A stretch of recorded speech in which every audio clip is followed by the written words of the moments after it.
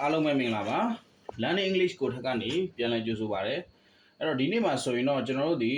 noun တွေမှာကျွန်တော်တို့ number ကိန်းတွေရှိပါတယ်နော် noun တွေမှာအရေးအတွက်တွေပေါ့နော်တစ်ခုတစ်ကောင်တစ်ယောက်စသည်ပြီးအဲ့လိုရေးအတွက်တဲ့ number အဖြစ်ကျွန်တော်နှစ်မျိုးရှိပါတယ် number 1ဒီ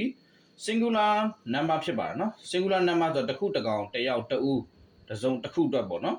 တစ်ခုအတွက်ဖြစ်တယ် singular number ဆိုတာဥမာပေါ့နော်လူတစ်ယောက်နော်ယောက်ျားလေးတစ်ယောက်မိန်းကလေးတစ်ယောက်ဥမာကြွက်တစ်ကောင်စင်တစ်ကောင်ကြားတစ်ကောင်ခြေသိတစ်ကောင်တဦးတစ်ယောက်အတွက်ကားတစ်စီးဒါမျိုးဆိုရင် singular number ကိုသုံးပါတယ် noun တွေအတွက် singular number ဖြစ်ပါတယ် number 2ဒီကျွန်တော်တို့ plural number ဖြစ်ပါတယ် plural number ဒီတစ်ခုထပ်ပို့တယ် more than one နော်တစ်ခုထပ်ပို့တဲ့ number ဖြစ်ပါတယ်ဥမာဆိုရင်ကားနှစ်စီး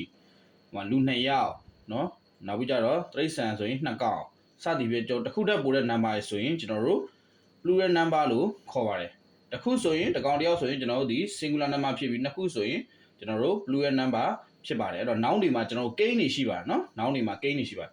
အဲ့တော့ဒီ singular number တစ်ခုတစ်ကောင်တစ်ယောက်ကိုအများပြောင်းမယ်ဆိုရင်ကျွန်တော်တို့ဒီ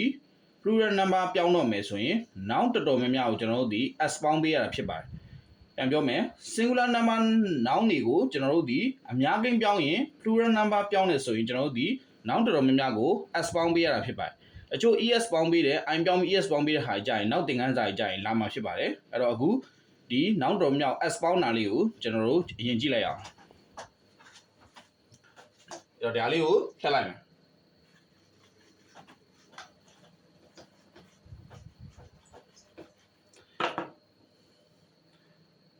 အဲ့တော့ noun တော်များများကိုnoun တော်များများကိုplural number plural number ပြောင်းရမှာ plural number ပြောင်းရတွင် s ပေါင်းပေးရပါသည် s ပေါင်းပေးရပါသည်ဒါလေးကိုအရင်ဥဆုံးမှတ်ထားလိုက်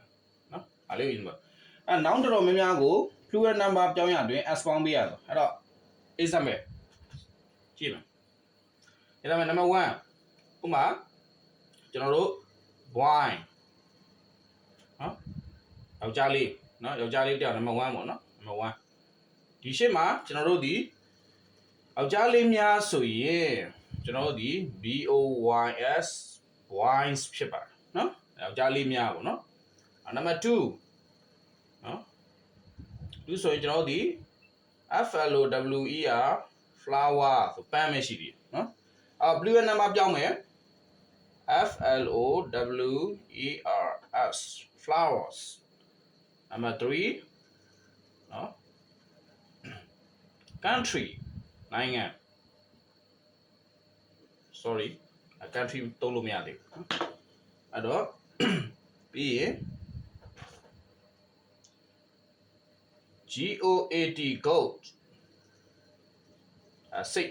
စိတ်တကောင်နော် a goat ဆိုရင်ရှေ့မှာ a goat ဆိုရင်စိတ်တကောင်အများပြောင်းမယ်ဆိုရင် goats ghost ဒါဆိုရင်စိတ်များnumber 4 train train မိရထား trains trains မိရထားများနော် number 5 airport လေဆိပ်ဆိုရင်ကျွန်တော်တို့ပြောင်းမယ် airports လေဆိပ်များစသည်ဖြင့်နော်ဒီမှာဒီ plural number ဒီမှာဒီ singular number ဖြစ်တယ် singular number အကုန်လုံးက noun တွေပဲနော် noun တွေပဲ singular number တစ်ခုတစ်ကောင်တစ်ယောက်ပဲဒီမှာအများကြီးပြောင်းလိုက်တာ plural number ပြောင်းလိုက်တဲ့အချိန်မှာဒီလိုမျိုးပြောင်းပေးရအဲ့တော့ noun တော်တော်များများကိုကျွန်တော်တို့ s တွေပေါင်းပေးရတာဖြစ်ပါတယ်နော်အဲ့တော့အများကြီးရေးတော့မယ်မိန်းကလေးများယောက်ျားလေးများတငယ်ချင်းများစသည်ပဲ friends ဆိုရင်ကျွန်တော်တို့ Facebook တို့ TikTok တို့မှာဆိုရင်ကျွန်တော်ရေးတာ your friends မင်းရဲ့တငယ်ချင်းတွေကိုဒီမှာဝင်ကြည့်ပါစသည်ဖြင့်မင်းရဲ့တငယ်ချင်းတွေတင်ထားတဲ့ post တွေကိုဒီမှာဝင်ကြည့်ပါစသည်အဲ့ဒါမျိုးဆိုရင်ကျွန်တော်တို့ဒီfriends နောက်မှာ friend နောက်မှာ s ထည့်ပေးထားเนาะဒါဆိုရင်သူဒီ plural number ပြောင်းထားတာဖြစ်ပါတယ်အဲ့တော့ကျွန်တော်ဒီသင်ခန်းစာကိုကျွန်တော်ဒီမှာခဏနားမှာဖြစ်ပါတယ်အဲ့တော့ကျွန်တော်ဒီနေ့တင်တဲ့သင်ခန်းစာဒီ noun တွေမှာ number ကိန်းရှိပါတယ်နံပါတ်1 singular number နံပါတ်2 plural number ဖြစ်ပါတယ်အဲ့တော့ singular number noun တွေကို plural number noun ပြောင်းတဲ့အခါမှာ noun တော်တော်များများကို s ပေါင်းပေးရတာဖြစ်ပါတယ်ကျွန်တော်အကုန်လုံးပြောင်းရတယ်လို့မပြောပါဘူးနောက်သင်ခန်းစာတွေမှာ ch ဘယ်ကောင်တွေနဲ့စုံတဲ့ ch တို့စသည်ဖြင့် cross x တို့အဲ့လိုမျိုးဟာတွေနဲ့စုံတဲ့ဟာတွေမှာကျွန်တော်တို့ဘယ်လိုပေါင်းရတယ်နောက်တရတွေ b တွေမှာဆိုရင်ဘယ်လိုပေါင်းရတယ်ဆိုတာကိုကျွန်တော်ပြောသားမှာဖြစ်ပါတယ်အားလုံးပဲကျေးဇူးတင်ပါတယ်